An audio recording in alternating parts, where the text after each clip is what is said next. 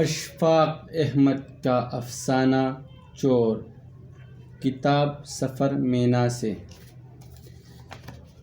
جب اس نے کوٹری میں پہنچ کر دروازہ بند کیا تو اس کا دل ذرا سا گھبرایا، لیکن پھر اس نے جی کڑا کر کے جیب سے چھوٹی ٹارچ نکالی اور روپیہ بھر روشنی کا ہالہ فرش پر چھوڑ دیا۔ کمرے میں دھیمی سی روشنی ہوئی اور اس نے آگے بڑھ کر الماری کا پٹ کھولا۔ الماری دواؤں کی بوتلوں سے بھری ہوئی تھی اور اس کے بیچ کے خانے میں چھوٹے سے آئینے کے سامنے کنگھی اور سرمے دانی پڑی تھی۔ اس نے اوپر اور نیچے کے خانوں میں روشنی کا روپیہ پھینکا، لیکن وہاں سوائے دواؤں کے اور کچھ نظر نہ آیا۔ لکڑی کی تلےدانی میں اون کی ایک گچھی، کانچ کی چوڑیوں کے چند جوڑے، سر پر لگانے کی پنس اور بجلی کے ایک بل کے سوا کچھ نہ تھا۔ تلےدانیں سیاہ شیشم کی تھی اور اس کا بوجھ کافی تھا، لیکن اس کے باوجود اس کی سیٹ الماری کے تختے پر ٹیک نہ بیٹھی تھی۔ اس نے تلےدانے کو احتیاط سے اٹھا کر کھولا اور نیچے سے ململ کے استر والا رجسٹری کا لفافہ دکھائی دیا۔ لفافہ دوہرا تھا، کیا ہوا تھا اور اس کے پھٹے ہوئے کونوں سے ململ کے دھاگے باہر نکلے ہوئے تھے۔ اس نے بڑی صفائی سے وہ لفافہ اٹھایا اور ٹارچ دانتوں میں دبا کر اسے کھولا۔ اندر نئے طے شدہ نوٹ پڑے تھے۔ اس نے لفافے کو ناک کے قریب لا کر سونگھا۔ تازہ نوٹوں سے بروزہ اور السی کے تیل کی خوشبو آ رہی تھی۔ اس نے لفافہ اپنی جیب میں رکھا، ایک ایک سلائی دونوں آنکھوں میں سرمے کی ڈالی اور ہولے ہولے قدم اٹھاتا باہر صحن میں نکل کر جدھر سے آیا تھا ادھر سے باہر نکل گیا۔ دور کہیں کوئی کتا بھونکا اور اس کی رفتار تیز ہو گئی۔ اس کا دل تھوڑی سی مدت میں اتنی بڑی کامیابی پر بڑا مسرور تھا اور دل ہی دل میں سیٹی بجاتا ہوا اپنی راہ چلا جا رہا تھا کہ اچانک اسے سرمے اندھیرے میں سڑک کے آخری کنارے پر جن دکھائی دیا۔ اس کا سر آسمان میں تھا اور ٹانگیں زمین پر۔ چور کے قدم وہیں رک گئے۔ وہ جن آہستہ آہستہ اس کی طرف بڑھ رہا تھا اور اس کا خون رگوں میں خشک ہو رہا تھا۔ اپنے آپ کو اس بلا سے محفوظ رکھنے کے لیے اس نے سورہ ناس کی تلاوت شروع کر دی تو جن بتیسی نکال کر زور سے ہنسا۔ نارنجی رنگ کا ایک شعلہ لپکا اور دو مضبوط کھمبوں پر وابڈا کے ٹرانسفارمر کا فیوز اڑ گیا۔ جب چور نے اپنی کوٹری میں لالٹین جلا کر لفافہ کھولا تو اس میں سے 100 کا ایک اور 10 کے 7 نوٹ برآمد ہوئے۔ ساتھ ہی نیلے رنگ کے کاغذ پر لکھا ہوا ایک خط بھی تھا: جناب بھائی صاحب، لعنت ہو آپ کی دولت پر اور آپ کے روپیے پر جو وقت پر غریب بھائی کے کام نہ آ سکا۔ اس دنیا میں جس کا اور کوئی نہ ہو اس کا خدا ہوتا ہے۔ ہم نے کچھ چیزیں گھر کی بیچ کر 100 روپیہ بنا لیا ہے۔ 50 روپے ان کے ایک دوست سے مل گئے اور 20 روپے دوسرے سے۔ خدا نے چاہا تو اس رقم سے ہمارا بلو بچ جائے گا۔ ملٹری کے ڈاکٹر نے ہمیں بلو کے آپریشن کے لیے پنڈی بلا لیا ہے۔ خدا اس کا بھلا کرے، وہ مفت آپریشن کرے گا۔ آپ سے تو غیر اچھے ہیں، اب ہمیں آپ کی مدد کی بالکل ضرورت نہیں، معاف رکھیں۔ اور جو روپیہ آپ ہمیں بھیجنا چاہتے تھے اس سے فریدہ کے کنگن بنوا دیں۔ ہم 170 میں پورا ایک مہینہ پنڈی میں گزار سکتے ہیں۔ پرسوں سے ان کی چھٹی شروع ہے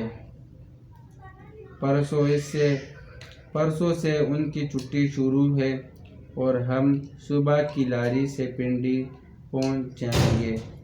خدا آپ جیسے بھائیوں سے سب کو محفوظ رکھے، آمین۔ خاکسار شکیلہ بیگم۔ یہ خط پڑھ کر چور کے دل پر ایک گھونسا سا لگا اور وہ بتی بجھا کر اور اپنے کپڑے اتار کر کوری چارپائی پر لیٹ گیا۔ اس کا ضمیر اسے ملامت کر رہا تھا اور اسے نیند نہیں آ رہی تھی۔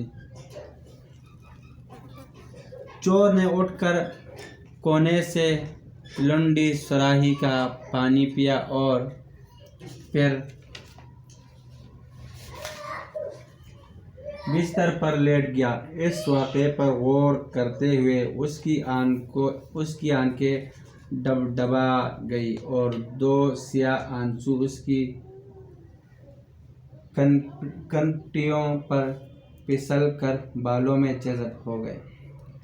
اسی پشیمانی کی حالت میں اسے نیند آ گئی اور جب وہ جاگا تو صبح کے 10 بج چکے تھے۔ وہ خط اور روپے جیب میں ڈال کر جائے وقوع کی طرف روانہ ہو گیا۔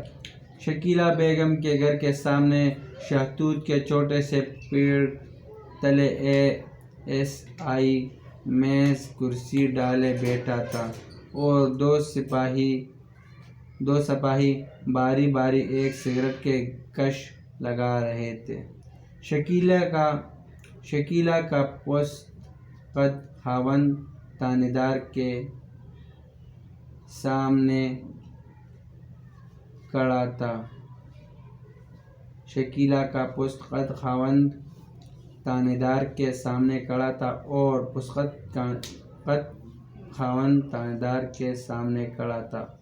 اور تانیدار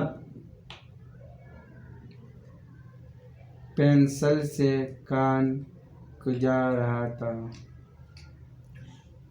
چور ان کے سامنے سے گزرا اور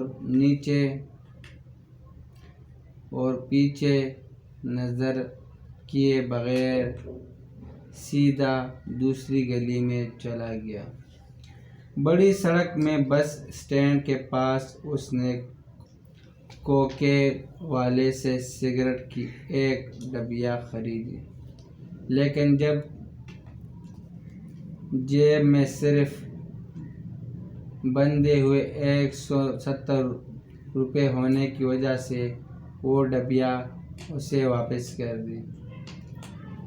داتا دربار جا کر اس نے 2 رکعت نماز کفارہ ادا کی، فوارے کا پانی اپنی سرما لگی آنکھوں پر پھیرا اور مزار کی طرف منہ کر کے الٹا چلتا ہوا جوتوں والے کے پاس پہنچ گیا۔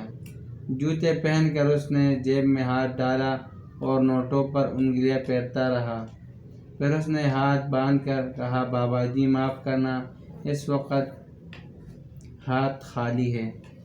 جوتوں والے نے ہاتھ کے اشارے اور تیوری کے چھڑاؤ سے کہا، جا دفع ہو جا۔ وہاں سے دفع ہو کر وہ سیدھا بائی اپنے دوست کے پاس پہنچا اور اس سے 2 روپے ہاتھ ادھار لے کر لنڈے چلا آیا۔ یہاں 8 آنے کی اس نے روٹی کھائی، 1 روپیہ بیٹھک میں جا کر ہار دیا اور باقی 8 آنے 3rd کلاس کے مسافر خانے میں فقیروں کو بانٹ دیے۔ رات کے وقت جب وہ شکیلہ کے گھر کے سامنے سے گزرا تو وہاں اندر کی بتی روشن تھی۔ اس نے چاہا کہ رجسٹری کا لفافہ اندر اچھال دے، لیکن پھر اسے حوصلہ نہ ہوا اور وہ دل کڑا کر کے گھر کے آگے سے گزر گیا۔ رات بھر چور اپنے ضمیر کے ساتھ جھگڑتا رہا، لیکن اسے کامیابی نصیب نہ ہوئی۔ صبح اس نے اپنے ضمیر کے آگے ہتھیار ڈال دیے۔ مسجد کے سقادے میں لنڈے پانی سے نہانے کے بعد وہ سیدھا شکیلہ بیگم کے گھر پہنچا اور کنڈی کھٹکا کر جیب میں ہاتھ ڈال کر کھڑا ہو گیا۔ اس کا ارادہ تھا کہ جون ہی کوئی دروازہ کھولے گا اور رجسٹری والا لفافہ اس کے قدموں میں پھینک کر ہوا ہو جائے گا اور پھر کبھی ادھر کا رخ نہ کرے گا۔ دروازہ کھولا، اس کے سامنے شکیلہ بیگم کا پختہ قد خاوند کھڑا تھا۔ چور اس نے اپنی جیب سے لفافہ کھینچ کر جب پختہ قد آدمی کے سامنے مٹھی کھولی تو اس کے ہاتھ خالی تھے۔ اس نے اپنا ہاتھ پورا کھول کر کہا، میرا نام محمود ہے اور مجھے قریشی صاحب سے ملنا ہے۔ شکیلہ کے خاوند نے اس سے ہاتھ ملاتے ہوئے کہا، معاف کیجیے، یہاں کوئی قریشی صاحب نہیں رہتے۔ چور نے کہا، یہ مکان نمبر 367 نہیں کیا؟